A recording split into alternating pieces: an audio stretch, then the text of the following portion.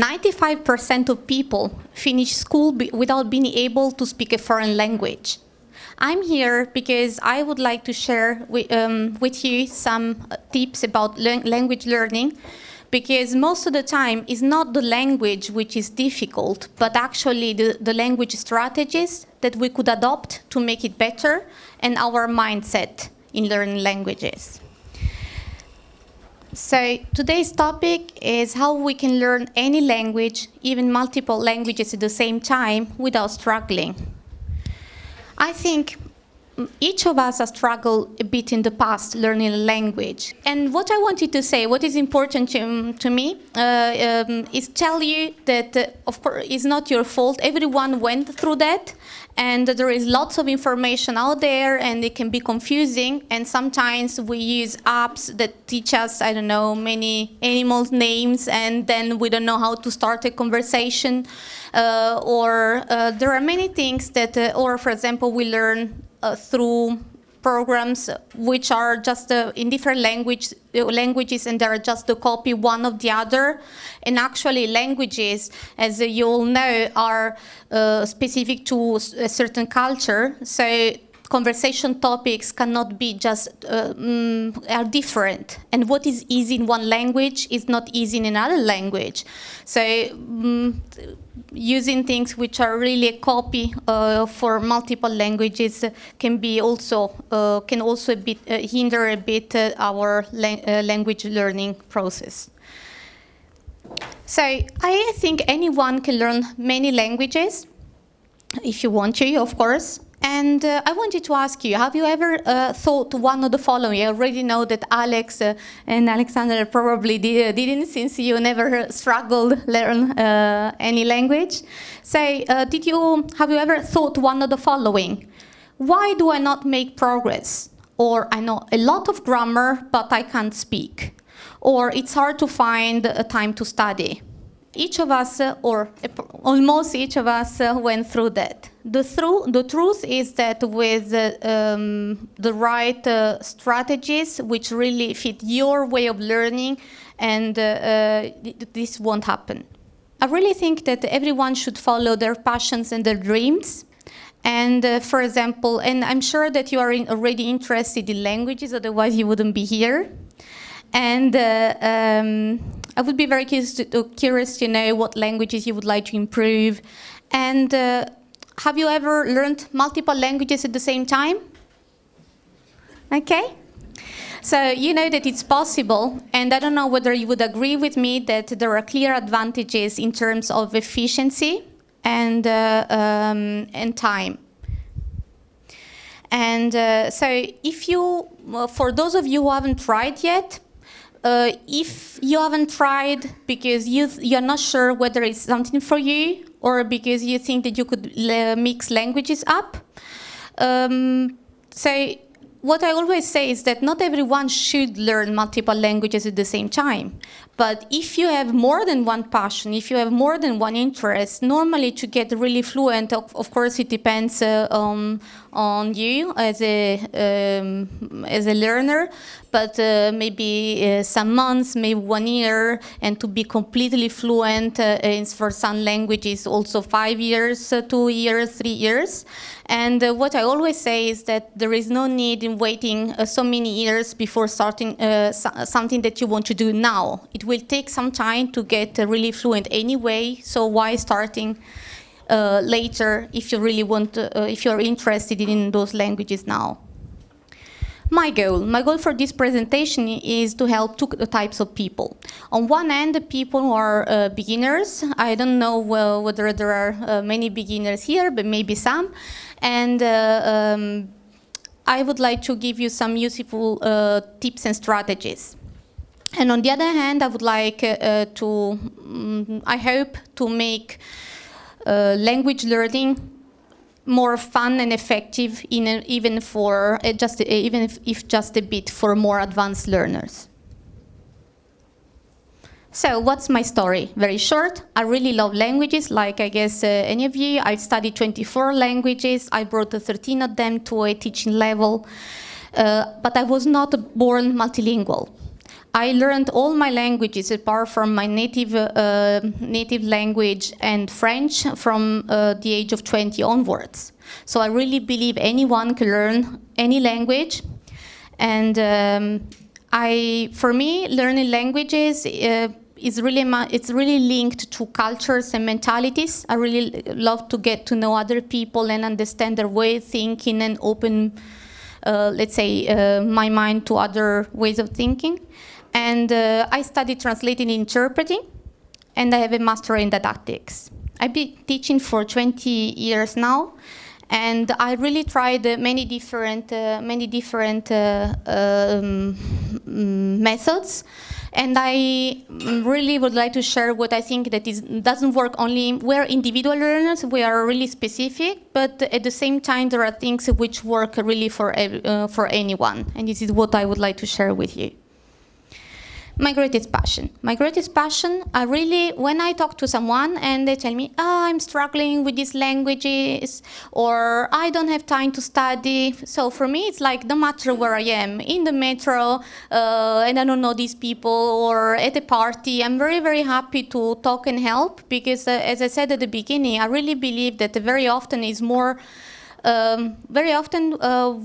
it's just about finding and creating habits, or finding your own system to learn languages, to be very effective and brought them to the level you are hoping for.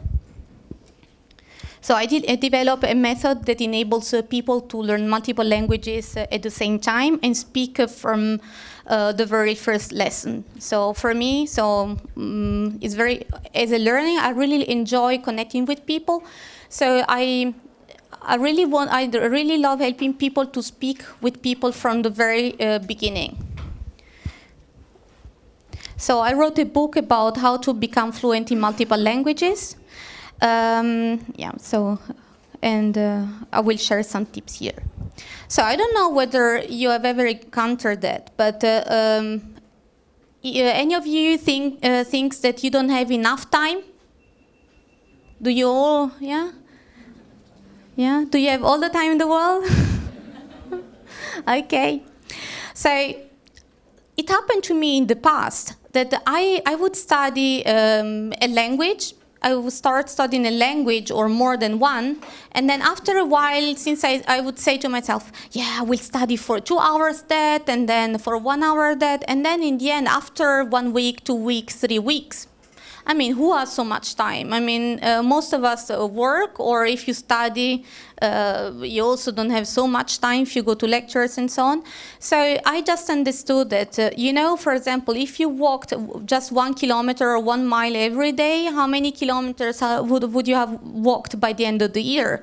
So even if you just study for 5 minutes, 10 minutes, even 1 minute, if you really don't have time per language, your progress, you will be amazed by your progress. Of course, first of all, you have to focus on the right things when you study, but at the same time, really, I think most of us could have been at a very higher level in certain languages if you had just kept studying 1 minute, 5 minutes per day, the languages we wanted to learn. Because after we wait for the right moment to study, you say, okay, today I can't because I'm really exhausted and everything, but this weekend I'm going to work hard a couple of hours on Saturday, maybe 5 hours on Sunday. But actually, at least according to my experiences, the experience of many people I talk to, this never happens. So it's very rare, because when it's a matter of creating a habit. So my first tip is really just learn for 5 minutes any language you would like to improve. And although maybe you think now, it's not enough, it's enough if you do the right things. And yeah, because languages are systems, so it doesn't matter what you learn in a way, everything will come back and will make sense in the end. Another recurrent story is that I would talk to people and I would say, yeah, I studied a lot, I know lots of grammar, but I can't speak. And then I would ask, how often do you speak? Honestly, the answer was almost always, never. I never speak this language. So it's like wanting to learn how to drive by reading the manual. So it's okay. Reading is perfect if you want to improve your vocabulary, revise vocabulary you already know. But at the same time, if your aim is speaking, you must speak. So it's really no way around it. It's I can know a bit of physics, but if I want to do the practical part, I have to do also the practical part. That's it. So my second tip is make sure you practice the skill you want to improve. So it doesn't really matter if you don't want to, if you're not learning languages because you want just to, but you would want to learn how to read or write, is also fine. But make sure that you practice the skill you really want to improve. Many people think that they cannot learn multiple languages at the same time because they mix them up. Any of you think that? Yeah? Because, I don't know, I met so many people who would speak very, very good Spanish, and then they said, when I started learning Italian, then it was a mess. Or, for example, I am afraid of starting that language because it will mess my other languages up. Or, for example, they want to live abroad and they are speaking a language much more than the other. So actually, the reason why we mix languages up, it's really just because we don't use them. So it doesn't really matter, or for example, either because one language is stronger than the others, we don't practice the weakest ones, or because it's really just a matter of practice. So it doesn't matter. You can always learn multiple languages at the same time as long as you practice them and you do a couple of things I will tell you in a second. So some people say, yeah, I would like to study, but it's a bit boring. I come home, I'm exhausted, and I cannot. Of course, here it's a bit special. I mean, I guess that there are, of course, many moments where I'm just enthusiastic about language learning, but there are moments in our everyday life, maybe it was a bad day at work, and although we love that language, I don't know. So what I think is that if you do what you love, if you doesn't really matter that you don't have to do to work with a specific material, but if you really do something that you really enjoy, you are much more likely to stick to it. So, and this is really important because sometimes you think, no, I cannot, watch a series or listen to a podcast because I should study with a book, or the opposite. And then in the end, if we do something that we don't enjoy, it's really, it doesn't work. And the other thing is that sometimes what we would like to do, it's we would like to do activities which those type of activities belong to a higher level. For example, we don't have that level yet, but we would like to watch a movie. We think I won't understand anything. It's much better that you do something that you really enjoy, you really would like to do, instead of taking a book that you find really boring, but it's your level. Of course, it's better if you find good material for your level, but it's much better that you find something which you really enjoy, maybe a book that you enjoy reading in another language, maybe a film that you really love and you already know, and maybe you can even listen to it in Hindi. I don't know, even if your level is not very high yet. So my fourth tip is do what you love. And as important as studying 5 minutes a day, at least, is for sure focusing on the right things. Because when we, you know very well that when we learn, and we learn, I don't know, word lists, which is fine if it's your own word list. There are certain words that everyone needs, and there are many other words that are really specific to your life. To maybe you love talking about sport, maybe you enjoy talking about your family, maybe other hobbies. So, and for example, if you don't like sports, you don't want to learn a list of 20 sports. Yes, it's really useful for you. Of course, the higher the level, the more you need to understand them. If you talk to someone, you're gonna say, sorry, I don't understand anything of what you're saying because they're not my hobbies. So of course, at a certain point you will need it, but it's not what I would focus on at the very beginning, because I think that one of the reasons why we stop when we learn a language or we have some doubts is because we cannot go forward as fast as we would like. So if you focus on things that you know that are useful for you as a person, then you can already start talking. So maybe you are different, anyone is different, but for example, for me, it's not so important to go to a country. I want to know hello, thank you, and so on. But for me, it's much more important, if it's possible, culturally in that country, to talk to people. So I don't normally learn all the touristic stuff because, can you imagine? In my opinion, for example, I learn how to say go right, go left. Where is I don't know, the museum? Then I ask. They were not going to use the words I learned in the book. So I will not understand the answer anyway. So I can ask whatever I want, but unless I really show on the map, no one, it's not going to help. And if I have to show in the map, I don't even have to learn it because they are just going to show it to me. So, so what I try to focus on is more like, first of all, verbs, especially past tense, because I'm not going to talk, I'm talking to you, yeah? So I'm not going to say that. I'm going to say, yesterday I went there, tomorrow I would like to go there. So I need more ways to express present, future tense. Maybe in some languages present tense, or in some language you just need a particle to express future, but you need to know that, not necessarily the present, unless you really need it, like in Italian, in German, you can just use it to express future. And in past tense, and some other words like today, last week. But most importantly, it's not just words; it's word combinations, like chunks.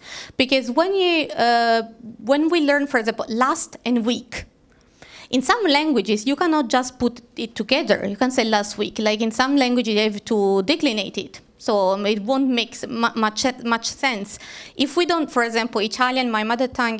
If we don't have cases. So some people, some Italians think, okay, they will understand. No, because in some cases, it's that dative is dative, and then I cannot say I wrote my sister. I have to say I wrote to my sister. So I do need cases. So at the beginner level, I would say, and I really believe in learning language structures, which I call language structures the structures which makes you become an independent speaker and learner as soon as possible. Because I might not know how to say ice cream, but I can look it up. It's true in some cases, again, I might need a case. But what is more important is to express I'd like, or so there are things that I cannot express with my hands. I mean, I'd like, okay, I can try, but it's much more important to know a structure, and then I look up a word at the beginning, and then I replace it. You will be able to say much more than you just learn a word list. And at a higher level, for example, I went. Okay, in some languages, then the article has to change. But you see, if I said I went cinema, you would understand me anyway. Okay, so it's not at the beginning. As adults, we forgot that we were learners. That it took us years to start speaking our mother tongue. So we forgot, and we hate the feeling of feeling frustrated, not being able to express everything we would like to say. So and we want to look for that particular word that we would like to say, but we don't know because it's too early. But we just learn by doing, by speaking to people and being in situations. And when you are in a situation, emotionally, you're attached to that situation. You're going to remember those words much for a longer time compared to reading in a book. So if I talk to you and I can't remember a word, but I don't, and then I say I went to, I don't know. Again, I would say maybe thea instead of theater. Then the person in front of me most likely is going to the theater, yes, and then I will remember it forever because I used it, because I was emotionally involved in that situation. So, and for higher levels, for example, any structure like if I had time, I would. And then you can, if I had time, money, friends, a job, so you can replace things, yeah? In order to say whatever you want to say, even though, for example, such a construction like if I had time, I would, is already like, I don't know, it's already almost advanced. But actually, you can start using today. You learn three words, and then you can really start using it. Okay, so I want to study, but something always come up. It happened to me many times, and there are many strategies you could follow in order not to be in that situation. In one thing, for example, what I do now, but it changed with the time, so anyone is different, and then you can see what works best for you. For example, one thing that I do now, I do the things which matter to me the most in the morning. I was not a morning person, but I see that what is very nice about that even if I just do like 5 minutes or 10 minutes or 15 minutes or something which is really important to me, I will feel good the whole day, even though if I won't have so much time afterwards. And otherwise I do everything else, and then in the evening I could feel tired or something happened during the day, and motivation is what makes us start, but actually what makes us continue is habit. So if you create a habit, the best thing is to have a set time and a trigger. For example, I don't know, probably you know many of those things, but for example, when I enter in my living room, I sit and I study for 5 minutes my favorite language. This is what really would work, because after, when you wake up in the morning and most probably you brush your teeth, do you think, now I have to brush my teeth and now I'm going to walk to the bathroom? You're not going to do that. So it's just automatic, because the things that you do every day are just automatic. And this is why it would be much, much better that you create, for example, that you have 5 minutes in the morning, 5 minutes at lunch break, 5 minutes in the evening when you are in the bus, in the car, or whatever. Use those 5 minutes. And then if you have more time, you can add more time later. So create a routine and stick to it. And the nice thing about that, again, even though many of us think, 5 minutes, what can I learn in 5 minutes? Yeah, but if you don't do 5 minutes today, 5 minutes tomorrow, 5 minutes the day after tomorrow, and you wait for the right moment, after 6 months, you have lost how much time? So you know that if you learn for 5 or 10 minutes every day, you know that you will improve no matter what. It's impossible to go backwards if you study for 5 minutes. It is the most important thing in languages. I don't know whether it happened to you, but when I didn't do that, I would study a language, I would think, okay, not bad, I'm improving.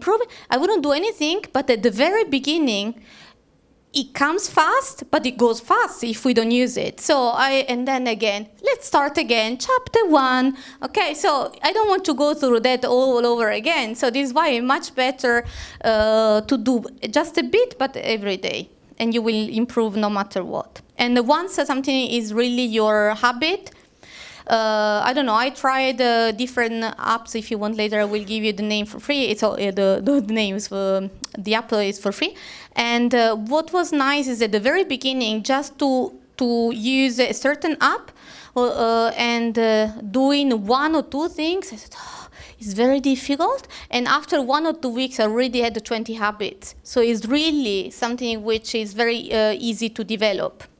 The important thing is really, maybe I've heard it, don't break the chain. This is why if you have 5 minutes, okay. If you don't have 5 minutes, you only have 1 minute, do 1 minute, okay? Because psychologically, when we stop for 1 day, then the second day is harder, and then the third day we are very likely just to give up, most of us. So many people think I'm not good at languages, or my pronunciation is not good enough, or so I told you before, I think many of us just are used to speak maybe many other languages, and then you forgot what is being a beginner in one language and not be able to express your thoughts. And this, I know, it's very frustrating. So, so in that respect, when you are stressed, can you think better? No. So if you keep telling yourself, I'm not good, I didn't learn enough, I'm not, my pronunciation is not good, I didn't study enough, I couldn't remember that word. How can I remember it better? So I'm just stressing myself out, and that really doesn't help my language learning. It would be much, much better to be kind to myself. It's a process, and if you do it little by little, you will get there. So treat yourself kindly, and sometimes, as I think many people know, we sometimes treat ourselves worse than we would treat a friend. So why? So treat yourself kindly, and sometimes it happened to me as well. We want to learn a language which is more complex than others. I don't know, sometimes I imagine a mountain in front of me, because I know that there is that to learn that, and maybe I don't even know that there is so much to learn. But then I start studying and think, really? Do they really have so many pronouns? Do I really have to learn so many formality forms or polite forms? And yes, so sometimes it can become a bit overwhelming. So a very nice way to deal with that is to think, what can I do now to improve now? Yeah, it doesn't matter tomorrow. Today is what is given to me. I can try to do the best I can do today, and then step by step I will get there. I don't know whether maybe when you were talking to a friend and you were walking, you were so concentrated in conversation, you already, have we already arrived? If you stress about every step that you are taking, of course it's going to be much harder. But just try to enjoy your journey and get started. I don't know if you can relate to that, but very often what is the most difficult part is to start. So if you start studying, you say, okay, I want to study for 5 minutes. If you start, then you enjoy it. I want to learn that too. Maybe one more page. And this is what happens. This is what is nice. But starting, like, really? I don't know, I'm hungry. I cannot concentrate. So starting is the most difficult part. And afterwards, everything gets easier. So I call it like step approach versus mount approach. So don't see everything, look at everything in steps. Everyone, or most people, hate making mistakes. And of course, it's not so nice. We don't like it. But at the same time, let's imagine something. Let's imagine that you wanted to learn a sport, tennis. How many of you can already play tennis? So now I'm going to explain you in 5 minutes all the movements you should do, that you shouldn't do, or everything. If I talked for 5 minutes, could you remember? Could you apply it? It's impossible. So this is when we get frustrated about making mistakes when we try to speak quickly. It's because there are two things. There is accuracy and fluency. If you train one skill, you cannot train the other. Okay, you can, but how can you train fluency if you stop every single word because you don't want to make mistakes? So there are two, as a teacher, I can tell you there are two different types of activities. One is when you want to be accurate. So you learn, if you want, if it's your aim, you learn grammar, you do exercises if you like doing them, or you concentrate more on the accuracy. And then in other moments, you should just have fun. Talk to people, no matter how you talk to them. So I have a question. When you talk to people, do you talk to them because you want to spot their mistakes? I hope not.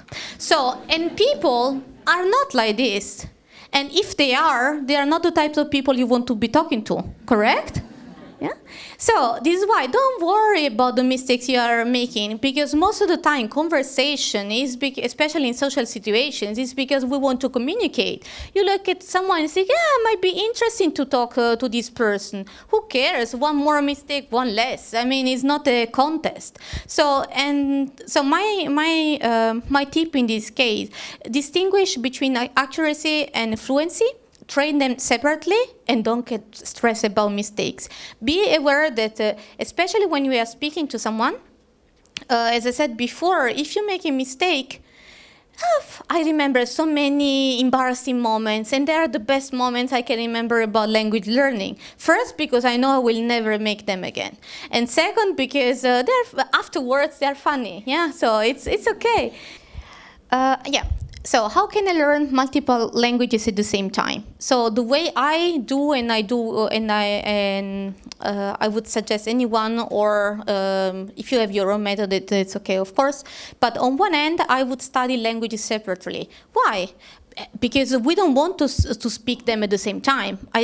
Here maybe, yeah, but in real life, normally we would speak even just for 5 or 10 minutes in one language, or even 1 hour. But what most people want when they learn multiple languages at the same time, they won't be able to switch. Because of course we cannot say, sorry, can we talk tomorrow? I cannot switch. I need to speak in it. Yeah.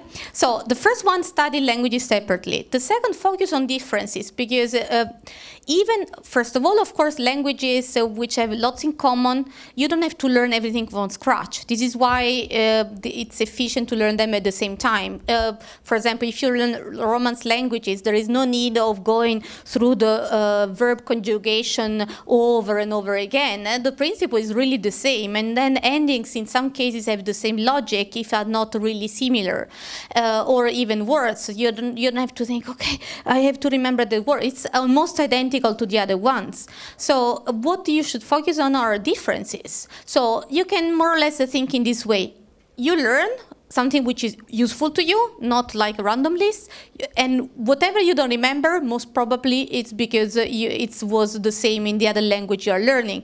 So try making it a bit more like sound the language you want to speak. For example, when Italian or infinitive is always end in are, ere, ire, okay, apart from 2 or 3 exceptions. But are, ere, ire in Spanish, ar, ir, and then you know that you learned the verb to think, but you cannot remember. You think, okay, maybe it's the same, but what do? Do you say the word in Italian instead of Spanish? No.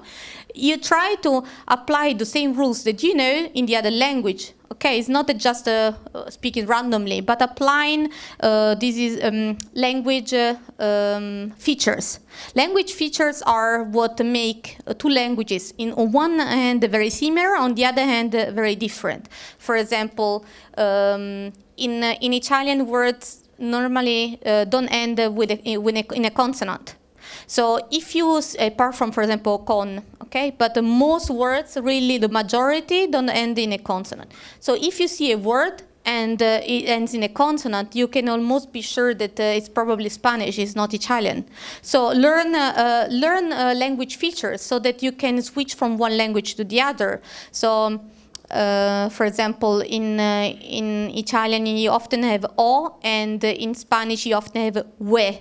Dormo, duermo, and you have it in so many cases. So you learn language features, so to understand how 2 similar languages change into each other. So how you can change a language, keeping in mind their characteristics. And then, of course, you have to, so in order to be able to switch languages again, you should switch from one language to other. It doesn't have to be all the time, not every sentence or anything like that. Up to you. It's important, and it's not something that you have to do it forever. Once you can do it forever, in the sense that it's not something that you have to keep practicing, because the higher level you have in a language, the less you have to practice it in order not to mix it up and not to confuse it. So these are the principles. And just want to say, if you want to read more or read many more strategies or know much more about mindset, routine, how to build, if you want to see some activities that you might be doing on your own, or if you want to know really a bit more about learning multiple languages at the same time, and in general more language learning strategies, you could have a look at my book. It's I first wrote it in English and then I wrote it in Italian. If you want to practice your Italian. And I don't know. May I share one thing that I'm working on, where I applied everything I told you so far? I'm working on a language course, which is how to study for 5 minutes a day and reach amazing results. So I will be publishing one new language every 2 months, and the first one will be in Italian, will be in November. And the way I created it was really only useful words, only useful structures, so that you can then replace the words you need for your own life and apply it in different situations. You can see many examples, so you can see language in context. So it's not a word list, it's really, it's audio, when explanations and practical ways to learn the language. And again, really only things which will make you an independent learner from the very beginning. It's why in only 30 days, in one version, and in the other version, 45 days, you can reach A2 level, okay? And my last thing, I give free webinars on language coaching, and there will be one in November, and it's about what you can do in 5 minutes, real practical examples, activities that you can do. You can find it either on my website, Speak from Day One with Elisa, and it's written all service on one page, it's free. So now I would like to know about you, if you have questions, if you have language learning issues that you would like to share with us, and maybe you want to discuss about it. Otherwise, thank you.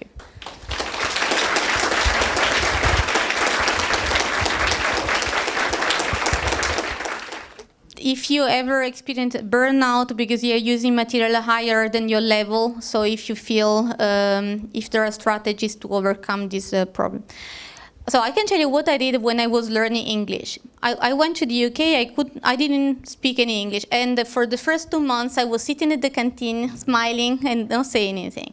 What I did is, I wanted to read The Lord of the Rings, all 3 books in English, and my level was really not the right one for it. But I really wanted to read that book. What I did, I bought it. It was near my bed, and what I did is that at the beginning it was too hard. I read maybe 1 line per evening. But after, yeah, really, it was sort of like almost sweating, yeah, really, yeah. But after, but I can assure, so what happened? So I think it's just the quantity which provokes the burnout. If you do the same, because I think it's very important to do something that you love. So if you watch a movie or a series and you don't understand much, it's just a matter of time. Of course, it depends on the language. With some languages it takes longer, with some languages it takes less. But I think the key is not to want too much at the very beginning, which is very difficult in our era where we click a button and we have everything. So it's very, very difficult, but at the same time can be very rewarding, because at the very beginning it's very slow. But after it's very, I tell you, I first read it 1 line. I read 1 line, and then I started with 2, 3, then half a page, and I think in 4 months I finished it. Okay, so it's really at the beginning where it's hard. But and I remember, for example, in another language, I watch movies without subtitles. I didn't understand anything. But it was very nice, because the first time, 0. The second, and I did it every day for 30 days. And after 30 days, I could understand 80% of it. Okay, and of course I was also studying on my own, like with a book, grammar, other things, words, wording, context, dialogues. But really, because I wanted to reach a certain level for a language exam. But it was really a matter of doing it every day, but a bit. Or, for example, what I would do, if you enjoy it, I don't know. I sometimes, when I create my language course, I love music or hearing other languages. So when I study, work, everything, I always listen to something. And this is, well, I didn't talk about that, but there is active listening and passive listening. Active listening is when you want to understand every single word, if it's possible, and passive listening when it's like this, lots of information, and it's very good because you can pick up melody, you can pick, and after a while that you do that, words will not be like one block. Yeah, they will finally make sense, although maybe you won't understand the words, because if your level is really low, but what your brain will do for sure is to separate them. So, and it's a very good step, because when you learn them, then you will even recognize them. So what I do what I love, and I try to apply other things, like I try not to do too much if I feel that it's a bit overwhelming, because there are periods where I study 13 languages at the same time every day. But in that case, it's like 5 minutes per language. I don't have so much time, and I don't want to spend 5 hours a day learning, not because I don't want to, but because I have other things to do. And so, yeah, so it's just finding a balance between what you enjoy and your goal. I would say that it's how I, and then I think for most of us it's just our passion, so it's just inside, and you feel and you say, no, I don't want to do, really? 5 minutes? That's like I had maybe some phases where I learned word lists, and I do it when I know that I can be consistent for at least 15, 30 days. Okay, because learning for 2 days and then not doing anything, it's overwhelming and not really rewarding. I prefer to learn words in context. Why? Because you don't learn just a word, you learn how to use it. And in many languages, you cannot just translate things. So my level of Japanese is really low, but I understood from what I learned that it's not a matter of translating what I already know in other languages, it's but another mindset. And this is why it's very important not just to learn how to say, when you say, yeah, but I need that word, because you know that in the language or languages that you already know is the right word. But in another language, we don't, for example, I will go back in a second to your question. For example, in Italian we say andare for everything. Doesn't matter, ride, fly, on foot, by car, doesn't matter. Or for example, we don't use viaggiare in the sense of traveling from one country to the other. We just say andare. That's it. I'm sorry that it's not that complicated, that it is not very interesting and challenging, but it's the way we use it. Anyway, if you, I can tell you one method that works very well for me is you take a notebook, you write on one side some words, up to you, 2, 3, 4, 5, 20, up to you, and then, but you just write it in the language you wanted to learn. Then on the other side, you don't write the translation. Then you just flip your page and write all the words that you can remember from the other page. And if you don't remember, you don't just copy it. You read again the list on the first page, and when you think that you're ready, you go on the next page, and then you write all the words that you can remember. You don't remember all of them, you go back, you read it again, and until your list is complete with the words of the day. And then on the next day, you can try with one side, and then the other one will be more difficult than the other, and you do it. And I can assure you this one works, but then you have to be motivated to do it every day. If it's something that you enjoy, you will do it. If it's something you don't enjoy, at a certain point you will stop. Okay? So thank you very much. If you have questions, I'm available anytime.